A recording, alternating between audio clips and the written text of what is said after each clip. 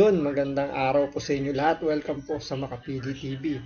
So, sumasabay po sa malakas na pag-ulan itong pag-iyak po ng mga gustong ma-impeach si Vice President Sara Duterte. Kaya kung mapapansin ninyo, hanggang ngayon may mga lugar pa rin po na binabaha. Dahil po sa pag-iyak po ng mga tansong vlogger, mga aktivistang simpatizer ng NPA, yung mga dilawan, pinklawan. So, sumasabay pa sila sa lakas ng ulan yung pag-iyak nila, kaya medyo binabaha pa rin po yung Metro Manila. So hindi lang naman ngayon lang nag-iiyakan itong mga gustong mapatalsik si Vice President Sara Duterte. Doon pa lang po sa umpisa ng pagpapasa ng impeachment, nag-start na silang mag-iiyak, lalo na nung gumawa na ng mga legal remedies itong Office of the Vice President sa katauhan nga ni Vice President Sara Duterte. Diba nung nag-file nga si Vice President sa Supreme Court para nga questionin yung article of impeachment, lalong-lalo na yung 1-year bar na tinatawag dahil nga sa nakasaad sa procedure po ng impeachment na isang beses lang po pwedeng mag-file ng impeachment kada taon. So yun po yung isa sa mga nilabag ng House of Representatives na sinasabi nga technical, kaya pinababasura ni Vice President Sara Duterte yung impeachment. Ngayon, balikan po natin yung mga panahon na talagang umiyak ng grabe itong mga sympathizer ng NPA, yung mga dilawan at yung mga tangang loyalista, nung ibinalik po ng Senado o niremand po yung article of impeachment sa HOR. So ito, balikan po natin at kayo na rin po yung humusga dahil gumawa pa sila dyan ng eksena kung saan nga nagpamisa pa sila at nagsalita yung aktivistang pare na aminado na siya bumabatak dati ng white substance. At yun nga, meron siyang napakasamang binitawang mga salita sa mga senador na nagremand po ng article of impeachment. Ano kaya ngayon yung sasabihin niya? Ngayong ibinasura po ng 15 maestrado ng Supreme Court yung article of impeachment nila. So ito, panoorin po muna natin at throwback po tayo. Hindi mo natatanggapin ng Kamara ang binilik ng articles of impeachment ng Senado laban kay VP Sara Duterte. May kalabuan daw kasing ipinunto ng Senado. Nasa frontline ang balitang yan si Marian Enriquez. Sa isang misa sa Batasang Pambansa, ipinagdasal at binasbasa ng mga kopya ng Articles of Impeachment laban kay Vice President Sara Duterte. Sa kanyang homily, may pasaring si Father Flavie Villanueva sa mga senador na bumotong ibalik sa Kamara ang Articles of Impeachment. Ang mga taong humusga, 18 senador, ang mga hudas na mukhang alagad, ngunit ang kanilang mga kilos ay balasubas. Sila ang... Isipin nyo, no? Galing sa isang pare, manggagaling yung mga ganyang kataga na alam naman natin kapag ito ay alagad ng Diyos, ang dapat nagsasalita, dapat alam mo, naaayon sa kagustuhan ng Diyos. Kumbaga, di ba, nasa tamang pananalita, pero pare magsasabi na ang paghusga daw ng 18 senador mga hudas daw. So ano pa kaya itatawag niya ngayon sa mga Supreme Court judges na nagbasura? Unanimous kasi. Buti sana kung may isa man lang doon na bumaliktad o umagainst doon sa naging desisyon. Okay lang Pero dito unanimous. Ano kaya sasabihin nitong pare na to? Na aminado naman siya na siya gumagamit, bumabatak dati ng shabu. Nung siya nagsisimula pa lang manumpa bilang parte ng simbahang Katolika. So, ano kayang may imagine nyo ngayon na siyempre mas mabigat yung ruling ng Supreme Court kaysa sa ruling ng impeachment court, kasi yung Supreme Court ang kanilang recommendation is immediately executory na. So wala nang wala nang kondisyon. Iisa lang ang kondisyon nila, itigil lang impeachment. So ano kaya sasabihin ngayon nitong pari na to? At ano kaya magiging palabas na naman ng HOR, kasi dito nagpamisa sila Pag remand pa lang hindi pa yun hindi pa yun talagang binabasura. remanding pa lang yun, umiiyak na sila ng ganyan at pag gumawa pa sila ng pakulo, may pautot pa silang ganyan. Ngayon, ay nangaantay natin kung ano yung magiging aksyon o ano yung sasabihin ng HOR dito sa pagbasura ng article of impeachment. So itutuloy muna natin to. Sila ang mga Pilato na may kapangyarihan bilang hari ng saligang batas, ngunit ginamit ang poder, naghugas ang kamay upang imbis ang hari ng katotohanan ang bigyan laya, pinili ang kamatayan at si Barabas. Ayon sa House prosecutors, hindi muna nila tatanggapin ang ibinabalik na articles of impeachment ng Senado. Gusto raw muna sana nilang maghain ng motion to seek clarification para humingi ng kaliwanagan sa impeachment court. Nanindigan si House Prosecutor Jervy Luistro na naaayon sa saligang batas ang impeachment complaint at hindi lumabag sa one-year prohibition rule. Imposible rin daw ang gusto ng impeachment court na ipaalam ng Kamara sa ilalim ng 20th Congress na handa silang ipagpatuloy ang impeachment complaint. Hindi pa naman daw kasi nagko-convene ang 20th Congress. We do not defy. We do not disobey. We are merely deferring receipt of the same to give way to the clarification of all these issues surrounding the actions taken by the Senate last night. Tuloy. So, yun yung unang problema kasi dito sa HOR, na hindi sila marunong sumunod sa inuutos ng korte. Kasi nag-convene na po yung Senado. So, na-convert na yung Senado bilang impeachment court. So, meron na silang karapatan, meron na silang kapangyarihan na mag-issue ng mga summon, magkaroon ng clarification, tulad ng ginawa ng Supreme Court. Kasi may malabong kumbaga, ang hinahanap muna kasi ng impeachment court is yung jurisdiction kung meron ba talaga. Kasi nga, may mga clarification silang inaayos at tinitingnan tulad nga nung yung 1-year bar. Diba? Na isang beses lang pwedeng magsampa ng impeachment laban sa isang, especially sa president or vice president. Pangalawa, yung anong nangyari doon sa naunang tatlo na impeachment complaint? Ano nangyari doon? Bakit yung pang-apat yung inaksyonan, hindi yung nauna? Tapos, andyan pa yung tanong na anong committee ba yung humawak para mag-proceed yung impeachment ni Vice President Sara Duterte? Tapos, meron pang meron pang kinaklarify sila doon yung anong komite yung humawak o kung nabigyan ba ng due process si Vice President Sara Duterte. Kasi base sa Supreme Court, dapat lahat may Bill of Rights So dapat lahat mabigyan ng due process.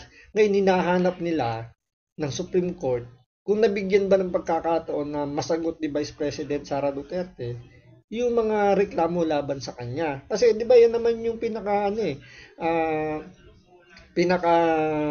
primary nangyayari kapag yung isang tao inirereklamo sa korte. Di ba? Inaano muna yan, tinitingnan muna kung merong bang napadalan ba ng sulat para sagutin yung katanungan o yung reklamo sa kanya. Para sa barangay, pinakasimple yan dyan, di ba? Kapag may nagreklamo sa barangay, sinusumon yung magkabilang partido para tanungin kung mapag-usapan muna, maibigay muna nila yung kanilang magkabilang panig bago ito bigyan ng certificate to file action. Hindi pwedeng maliban na lang kung yung isang partido binigyan ng summon tapos hindi naman niya sinunod. So may karapatan na, may kapangyarihan na yung barangay na mag-issue ng certificate to file action. Ang problema nga dito sa nangyari sa impeachment, walang summon na ibinigay yung komite na dapat na humahawak sa impeachment. Ang merong summon lang is yung komite na iba yung dinidinig na kaso, which is yung confidential funds doon sa COA ni Vice President Sara Duterte, which is maling-mali po yung kasi ang nakalagay sa impeachment procedure, ang dapat, pag nag-file ng impeachment, dapat i-transmit yan ng Secretary General dito sa House Speaker kay Tambaloslos. Ngayon, after nun, dapat ipasa yun ni Tambaloslos sa Committee on Justice. Pero ang nangyari kasi, ang ginagamit na committee ng mga bata ni Tambaloslos para may proceed yung impeachment, yung committee ng Quadcom. Which is maling-mali kasi hindi naman Quadcom ang may jurisdiction pagdating sa impeachment, sa procedure ng impeachment.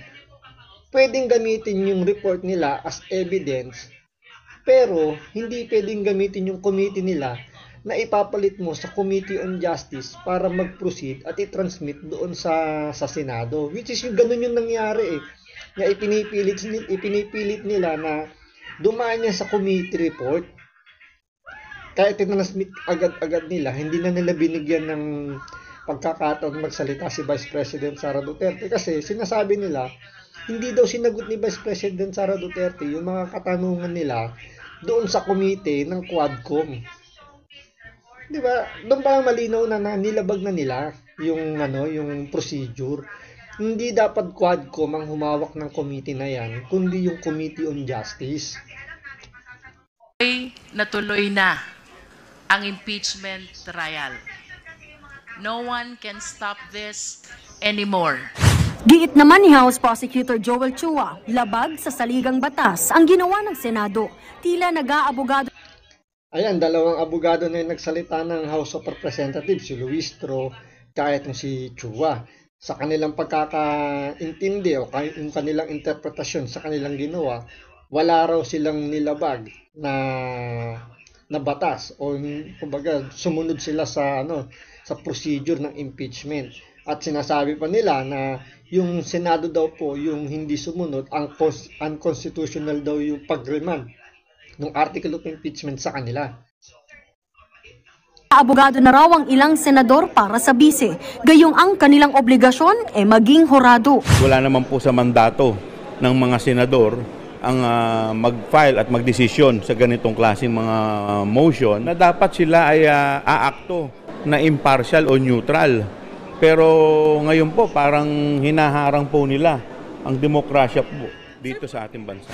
Gayunman, yan yung isa sa pinalalabas nila dyan na hinaharang nga daw ng Senado yung impeachment ni Vice President Sara Duterte.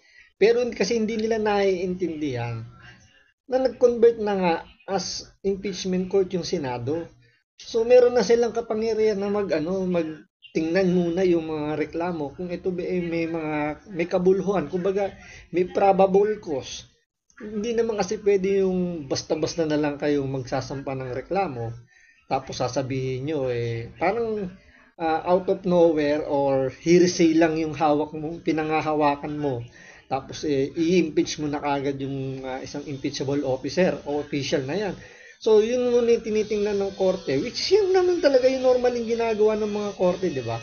Tinitingnan muna kung may probable cause, kung meron munang jurisdiction, pinasasagot muna yung both party para masimulan na kagad yung trial. Kasi kung wala namang probable cause, antimano, di ba, dinidismiss ng korte. Ngayon, kung meron mga probable cause, nag-i-issue na kagad ng warrant of arrest o warrant of arrest para mapasagot ng kumbaga wala nang kawala na yung akusado sumagot dahil hawak na to ng korte. So ganun yung nangyari ngayon dito sa impeachment na tinitimbang muna ng korte yung reklamo kung may basihan. Kasi ang gusto mangyari nitong mga bata ni Tambaloslos, entitled sila na sila yung mas may alam na ano yung tamang procedure. Hindi naman sila yung mga yung mga tatayong judge. Sila tatayo as prosecutor lamang. Kumbaga sila yung magiging taga-usig. Kumbaga sa normal court, sila yung nasa attack. Yung mga sila yung mga abogado nung mga nagsampa ng kaso. So, siyempre, lahat muna ng hinihiling ng korte, yan ang nangyayari, di ba? May hinihingi yung mga korte, mga ebidensya para tingnan talaga muna kung ito ay merong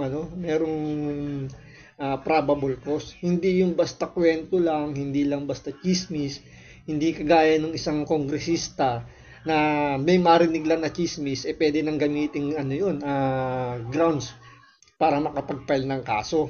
Tuloy natin. Gayunman, welcome sa House Prosecutors ang paghahain ng summons ng Senado sa kampo ni VP Sara. Ang ibig sabihin lang daw nito, kinuha na ng Senado ang jurisdiction sa kasong ito, kaya mas malinaw na tuloy ang impeachment trial. We do not do this thing. We are sending the wrong signal to the Filipino people that our constitution can just be violated by powerful people. Di po ba? Hindi ito laban sa isang tao lamang. No, it's not personal. Bago mag-adjourn ng sesyon, formal na inaprubahan ng Kamara ang resolusyong nagsacertify o nagpapatunay na naaayon sa saligang batas ang pagpapa-impeach kay VP Sara noong February 5. Inaprubahan din ang mosyon na i-defer o hindi muna tatanggapin ang ibinalik na articles of impeachment ng Senado hanggat hindi nila nasasagot ang ihahaing clarificatory queries ng prosekusyon.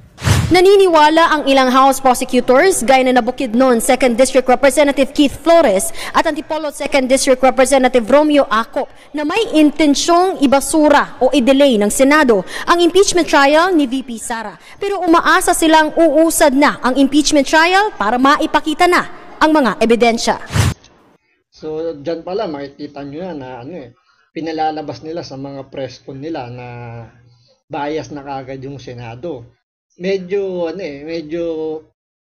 ginagaya nila yung diskarte ng mga makakaliwa na nagtatanim na kagad sila ng doubt, parang binibigyan na nila kagad ng malisya, binibigyan na kagad nila ng minamind condition yung taong bayan na walang mangyayari sa impeachment dahil kinakampihan na i-dismiss din yan kasi nga hindi nila na-get na nung panahon na diniliberate yan, di ba nag-file ng motion si Senator Bato na pinapadismiss nga niya yung impeachment. Pero ang ginawa ng mga senador, especially ni Senator Alan Cayetano, niremand nila kasi nga ang dami pang butas doon sa impeachment complaint na kailangan klaruhin. So doon pa lang iniisip na kagad ng mga bata ni Tambaluslos na dinidelay. Hindi nila naiintindihan na inaayos lang ng Senado, ng mga senator judges, yung procedure para, kumbaga kung talagang may conviction, meron talagang nakitang paglabag si Vice President Sara Duterte, hindi sila mababalikan na hindi nila ginawa yung trabaho nila. So, ngayon, ito na po yung pangalawang pag-iyak na nung House of Representatives, yung mga bata ni Tambaluslos. So, naglabas po ng ruling na yung Supreme Court na immediately executory yung kanilang pagbasura sa impeachment. So, naglabas po ng statement ang House of Representatives sa katauhan po ni Princess Abante. Ito po yung anak ni Congressman Abante na talunan doon sa Maynila na ipinilit lang na paupuin ng COMELEC kahit na ayaw ng distrito niya na siya yung maupo, ipinilit dahil siguro nagkahiyaan na dahil nga may akusasyon nga na bayaran para mapaupo sa isang pwesto. So dahil siguro hindi na may re-refund yung kanilang maibabayad, ipinilit pong may upo itong si Abante. Kaya po itong anak niya ay ginawang spokesperson ng HOR. At ito yung kanilang pag-iyak. Maliban dun sa unang pag-iyak, ito po yung pangalawa. Panoorin po natin. Una sa lahat, nananatili ang respeto ng Kamara sa ating Korte Suprema. Subalit kami ay lubos na nababahala matapos naming matanggap at mabasa ang desisyon ng Korte Suprema kung saan pinuwalang bisa ang impeachment complaint na isinampa noong 5 ng Pebrero 2025 laban kay Vice President Sara Duterte. Ang Kamara, matapos ang masusing pag-aaral, ay maghahain ng motion for reconsideration dahil ang desisyon na nagsasabing ang articles of impeachment ay ipinadala sa Senado ay barred or unconstitutional, ay nakaangkla sa mga factual premises o findings na mali at salungat sa opisyal na record ng Kamara. Naninindigan ng Kamara na ang proseso ng impeachment ay naaayon at sumunod sa konstitusyon at jurisprudence gaya ng desisyon sa Francisco at Gutierrez. So dito pa lang pinapakita na ng HOR na sinasabi nila mali raw yung pananaw ng 15 o 13 Supreme Court judges sa pagbasura ng impeachment. So naniniwala sila na kumbaga nasunod nila yung tamang procedure, kaya hindi daw dapat yung binasura ng Supreme Court. So ito ilalatag niya ngayon kung ano yung mga factual na evidence nila kung bakit hindi dapat daw binasura yan ng Supreme Court. Sa madaling salita, ginawa ng Kamara ang lahat upang sundan ang mga alituntunin at prinsipyo ng ating saligang batas at ng mga naunang pasya ng Korte Suprema. Kaya't kami lubos na nababahala sa tila bagong mga requisites na itinataw sa nasabing desisyon. One of the central facts in the Supreme Court decision is the claim that the February 5 impeachment complaint was Tingnan nyo pinalalabas nila nagbigay daw o naglabas daw ng panibagong requirements yung Supreme Court patungkol dyan sa impeachment procedure. Pero ang sabi ng Supreme Court, basahin nyo muna yung buong ruling. Kasi nakaano kagad sila nakabase kagad sila doon sa mga resulta lang, yung mga nakitang mali ng Supreme Court na yung mga butas na nakita nila doon sa article of impeachment, sa mga procedure. Pero hindi nila muna binabasa kung bakit ganun yung naging ng Supreme Court, naging ganun yung action nila. Nakaano kagad sila, naka-focus lang sila doon sa mga inilabas lang na desisyon. Hindi nila tinignan muna kung saan nanggaling yung desisyon ng Supreme Court. Was transmitted to the Senate without a plenary vote. This is categorically false. Mali po ito. Noong February 5, 2025, si Majority Leader Manix Delipe ang nagmungkahi na ipasa ang February complaint sa Senado. Batay sa katotohanan ito ay verified at permado nang hindi bababa sa 1/3 ng mga miyembro ng Kamara. Ang mosyong ito ay inaprubahan sa plenaryo at agad rin bumuo ang Kamara ng Panel of Public Prosecutors. Makikita po ito sa House Journal No. 36, at detalyado rin sa opisyal na record of the House of Representatives. Ang transmittal sa Senado ay hindi unilateral o ministerial. It was a clear result of plenary action. The court also claimed that the House failed to act on the first 3 impeachment complaints filed in December 2024. This too is inaccurate. Sa parehong araw na inaksyonan ang February complaint, bumoto rin ang Kamara sa plenaryo na i-archive ang 3 impeachment complaints na inihain noong December. Ginawa ito ilang oras bago mag-adjourn ng session dahil nakumpirma na ang February complaint ay permado at verified ng 1/3 ng mga miyembro ng Kamara. Ayon sa konstitusyon, ito ay itinuturing ng Articles of Impeachment at obligadong ipadala sa Senado para sa paglilitis. So, dyan tayo, isa yan sa mga tinanong ng Supreme Court na hindi nila sinagot. Ngayon lang nila sinasagot dahil naglabas na ng decision ng Supreme Court na bakit, ano nangyari dun sa first 3 impeachment complaint. Bakit yung pang-4? Sinasabi niya na inaksyonan naman daw yung naunang 3 nung February. February nila inaksyonan, December final. So, tumenga ng 2 buwan yung article of impeachment na naunang 3. Which is maling-mali dun sa procedure. Which is, sabi nga, di ba, immediately i-transfer dapat sa Speaker of the House, Kitang Baluslos. So hindi yung ginawa ng Secretary General. Umamin naman siya na sinabihan daw siya ng mga kongresista na wag mo muna ipasa kasi may inaantay pa. So doon pala nagkamali na kagad sila.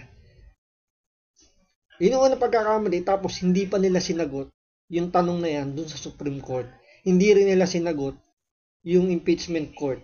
So, kumbaga dito, pinapakita lang nila na talagang ayaw nilang sumunod sa korte. Ang gusto nila, sila yung masusunod. So, hindi nila sinagot yan. Kaya, isa sa mga reason siguro, kaya yan binasura ng Supreme Court. Gayunman, sinabi ng korte na hindi raw kumilos ang Kamara sa 3 reklamo dahil nag-adjourn na ito, na para bang pinabayaan ang mga ito ng walang aksyon o konsiderasyon. Ito ay malinaw na salungat sa opisyal na record at sa mga dokumentong isinumite mismo sa Korte Suprema. The conclusion drawn by the Supreme Court that the February complaint violated the 1-year bar is therefore grounded on a factual and procedural inversion. Ang pinakabatayang saligan ng desisyon kung saan umikot ang mga legal pronouncement ng Korte ay mali. Hindi isinama ang plenary vote, mali ang pagbasa sa timeline ng mga kilos ng Kamara, at mas pinaniwalaan ang isang news article kaysa sa House Journal at opisyal na report na isinumite mismo sa Korte. Nakakabahala na ang desisyon ay hindi man lang bumanggit o tumugon sa mga dokumentong ito. The Supreme Court Tingnan nyo, sabi niya, nag-submit daw sila ng sagot doon sa tinatanong ng Supreme Court. Pero sinasabi rin naman niya, mas naniwala daw yung Korte Suprema sa balitang umiikot daw. Kung sinagot nyo yung tinatanong ng Supreme Court, hindi sana naglabas sila ng resolution na i-dismiss o gawing unconstitutional yan. Wala nga pinagbasihan yung Korte Suprema eh. So anong gagawin nila? Kung ano siyempre maririnig na lang nila sa balita, dahil wala nga kayong sinabit na kasagutan, yun ang kanilang titimbangin kung nararapat ba o hindi nararapat yung kanilang magiging aksyon. The Supreme Court also invalidated the articles of impeachment on the ground of due process. Ayon sa Korte, kahit ang reklamong permado na at verified ng 1/3 ng mga miyembro ay kailangan pa rin basahin ng bawat pumirma at pagkatapos ay i-refer muli sa plenaryo upang pagbotohan. Dapat din daw ay nabigyan ng kopya at pagkakataon ng respondent na sagutin ang reklamo bago ito maisumite sa Senado. Ngunit wala pong ganitong rekisito sa ating konstitusyon o sa mga rules ng Kamara. Sa madaling salita, nagbigay ang Korte ng panibagong patakaran na wala naman sa umiiral na batas. Pinawalang bisa nila ang articles of impeachment base sa mga bagong pamantayan ng due process para sa respondent. Yan, yung isang akusasyon nila na nagbago raw ng procedure yung Korte Suprema.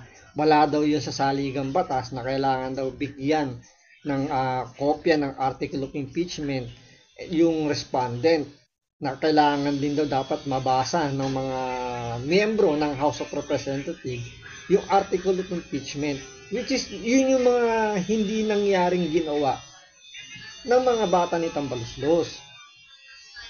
Sabi niya wala raw sa Constitution yan, pero sabi nga ng Korte Suprema, lahat po is entitled dun sa Bill of Rights, yung right of due process.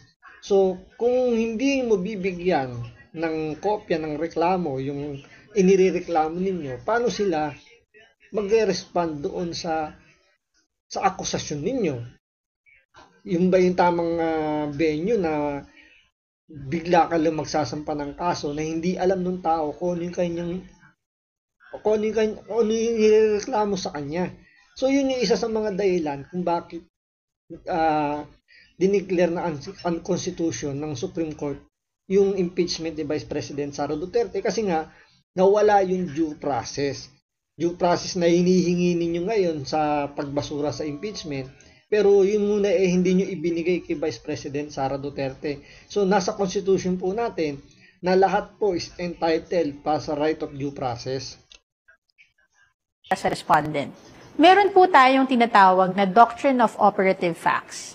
Ibig sabihin, kung sinunod ang batas na umiiral sa panahon ng pagkilos, maituturing na legal or valid ang pagkilos. Ang Kamara ay pinarusahan dahil sinunod namin ang Francisco at Gutierrez rulings. Tingnan nyo pinarusahan daw sila ng Supreme Court. Pwede siguro, pero parang ano yun a dose of your own medicine lang Dahil hindi nyo binigyan ng due process, hindi nyo binigyan ng, hindi kayo dumaan sa tamang procedure, ito yung pwedeng gante. Kung yun ang term ni spokesperson ng HOR, malamang yan yung iginanti ng House ng Supreme Court dahil hindi kayo marunong sumunod doon sa procedure at saka yung sa due process. So siguro nanonood sila ng ng Quadcom at doon kitang-kita talaga na hindi nila binibigyan ng due process yung kanilang mga resource person. Kaya ito yung balik ngayon. Sabi nga 'di ba, yung karma digital mabilis lang kasi yung unang pag-iyak nila June lang, tapos July nag-iiyakan na naman sila. Mga pasya na galing din sa Korte Suprema. It should also be said, kung due process at opportunity to be heard ang usapan, ilang beses nang naimbitahan si Vice President Sara Duterte sa mga So ayan, ito na yung sinasabi ng Supreme Court na dapat binigyan daw ng pagkakataon na sumagot yung respondent dun sa mga inaakusa sa kanya, lalo na rito kay Vice President Sara Duterte. Ngayon sinasabi nito mga bata ni Tambaluslos na binigyan daw ng pagkakataon si Vice President Sara Duterte na sagutin yung mga akusasyon laban sa kanya. Sa mga pagdinig ng committee upang siya ay mabigyan ng pagkakataon ipaliwanag ang kanyang panig. Ngunit nanatili siyang tikom ang bibig. The House has also reviewed the now very stringent requirements imposed by the court before an impeachment complaint can move forward. These are requirements that essentially amend the Constitution and represent an unacceptable intrusion into the exclusive powers of the House of Representatives. It is for these reasons that the House will be filing a motion for reconsideration. So yun, bago sila mag-file ng motion for reconsideration, sinasabi niya na binigyan doon ng pagkakataon si Vice President Sara Duterte na sagutin yung mga akusasyon. So ilang beses daw siyang ipinatawag pero hindi raw sumagot. Unang-una, balikan natin yung procedure ng impeachment.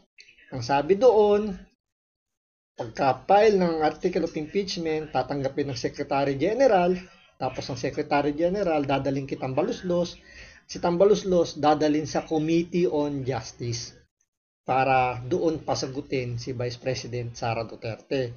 Ang tinutukoy dito ni Madam, sa palagay ko, yung hearing ng Quadcom at saka ng hearing ng Committee on Good Governance and Public Accountability na pinamumunuan ni Chua, na isa sa mga magiging House Prosecutor. Yung committee na yun, yung ni Chua, yung Committee on Good Governance and Public Accountability, ang tinatalakay doon is yung confidential funds ni Vice President Sara Duterte, lalo-lalo na yung 125 billion na ginastos lang daw sa loob ng 125 days or 1 month yata, mga ganun. So, doon umiikot yung committee ni Chua.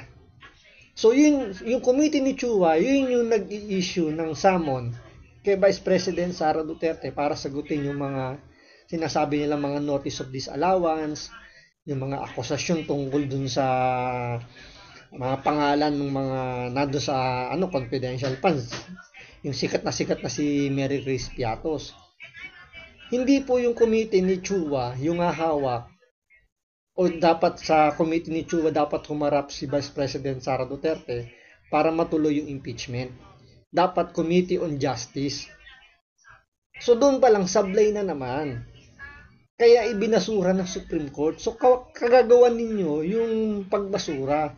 Huwag nyo isisi doon sa mga senator judges, sa mga Supreme Court judges, yung naging desisyon nila doon sa pagbasura ng impeachment. Kasalanan ninyo kasi hindi kayo sumunod doon sa tamang procedure ng impeachment. We remain hopeful that once the facts are corrected, the court will arrive at a different and more just conclusion. Muli, ang impeachment complaint laban kay Vice President Sara Duterte ay dumaan sa wastong proseso. Inaprubahan ito ng Kamara sa plenaryo, Ipinadala ito sa Senado na may buong otoridad ng institusyong may pananagutan sa saligang batas. To disregard these facts is not only a disservice to the truth, it is a disservice to the Constitution itself. Nananatiling matatag ang Kamara sa tungkuling ipagtanggol ang integridad ng ating mga demokratikong institusyon. Hinihikayat namin ng publiko na basahin ang mga record, sundan ang mga pangyayari, at huwag malito sa maling impormasyon. Malinaw. So, sinasabi niya sa mga kababayan natin na tingnan daw yung procedure na ginawa nila. Napanood na po ng taong bayan at malinaw na malinaw, nakikita po ng taong bayan na mali po yung naging procedure doon sa pagtalakay nyo ng impeachment. Ngayon, tama naman yung ginawa ngayon. Siguro si Tambaluslos na yung pinakamatalino sa lahat ng mga mahina yung utak dyan sa House of Representatives. Na ang pinaka-legal remedies talaga is mag-file ng motion for reconsideration. Hindi yung ngak-ngak sa media, hindi yung panay pa press conference. Dalawa na magagawa yun eh. Hindi naman yung didinggin ng Korte Suprema, yung motion ng mga pag-ngak-ngak lang sa social media, ngak-ngak sa media, sa mainstream media. Hindi yan didinggin ng Supreme Court. Ang didinggin ng Supreme Court ay kung may magpapile ng motion for reconsideration. Kahit alam ni Tambaluslos na wala nang magiging saysay yung kanyang MR dahil nga majority decision eh. So, walang nag-object doon.